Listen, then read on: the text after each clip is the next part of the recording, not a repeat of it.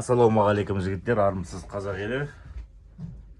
Бүгін сіздерге сазанға арналған макушатник істеп үйретеміз. Оған бізге керегі осындай 0,60-лық жібіміз және де бір ілмекпен істейтін боламыз жігіттер. Және де осындай 30-лық 0,30-лық жібіміз керек болады. Плетенка дейді көбісі. Бірінші 0,60-тан бастаймыз. Жақсылап қарап алыңыздар. YouTube арнамызға жазылып, лайк басып қолдап қойыңыздар. Тәк осылай ұстадық. Бірінші өзінің ішінен 4-5 рет өткізіп байлап аламыз. Бұл сазанға арналған макушатниктердің түрі. Бір ілмекпен істейтін боламыз, бауырлар. Негізі 2 ілмекпен де істеуге болады. Оны келесі бағдарламада көрсетеміз. Дәл осы жерінен ұстайсыздар, артқа қарап қайырып. Сосын мына жерінен ұстап, мына жерінен ұстайсыздар дағы, тағы да артқа қайырасыздар. Үшінші қайырылған жерден 4-5 рет артқа қарап айналдырамыз. Бұл біздің скользящий болады, бауырлар. 5-6 рет айналдырып болғаннан кейін мына бір түйшектен өткізетін боламыз. Өткізіп болғаннан кейін тарта саламыз. Жақсылап тартылғаннан кейін мына жеріне артығы болады, бұны қырып тастаңыздар. Қатты тақап қырықпаңыздар ешқашанда. Өйткені суда бұл тағы да тартылады. Мына жақтан бір 30 немесе 40 см алып аламыз. Ешқандай да қиын ештеңесі жоқ, бауырлар.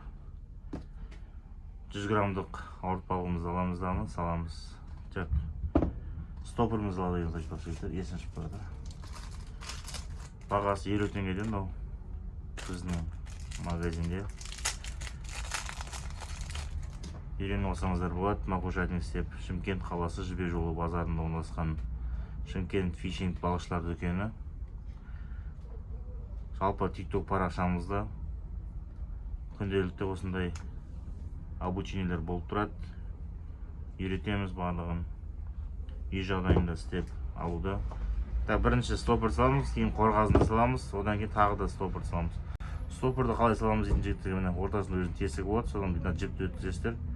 Жіпті өткізіп болғаннан кейін артқарып тартсаңыздар, алғарып жылыстасыздар. Осылай өтіп кетеді жігіттер, көрдіңіздер ме? Ешқандай да қиын ештеңесі жоқ. Басын 8 қылып байлайсыздар. 8 қылып байлау үшін артқарып қайырасыздар дағы, дәл жерден бір ұстап, бүйтіп бір бұрап жүресіздер ғой. Сонымен кәдімгі 8 пайда болады. 8 бұл шешілуі қиын. Мына өзіңіздің негізгі қармағыңыздың лескаңызға ілетіндей қылып дайындап қоясыздар.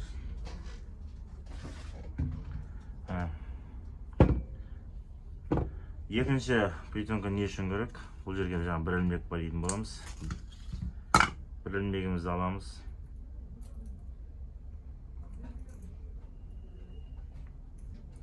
Ілмегімізді алып болғаннан кейін ілмек байлау білесіздер. Біреу алдынан, біреу немесе біреу артынан өткізеді. Дәл осы жерден алып айналдыра беретін боласыздар. Дәл осы жерден ұстап өтетін боласыздар. Ешқандай да қиын ештеңесі жоқ. Главное, ынтаңыз болса, үйреніп аласыздар. Және мына жерден кішкентай ғана алып өз-өзіне байлайсыздар. Тағы да сол жаңағы 8 қылып байлайсыздар. 8.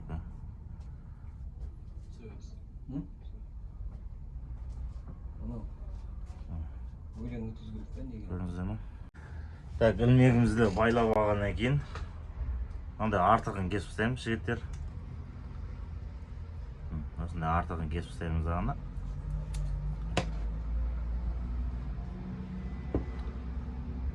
Бұлай өткізе саламыз. Бұл бір ілмекті макушатник жігіттер. Негізі өз-өзімен де істеп жүруге болады. Оны келесі бағдарламамызда көрсететін боламыз. YouTube арнамызға жазылып, лайк басып қолдап қойыңыздар.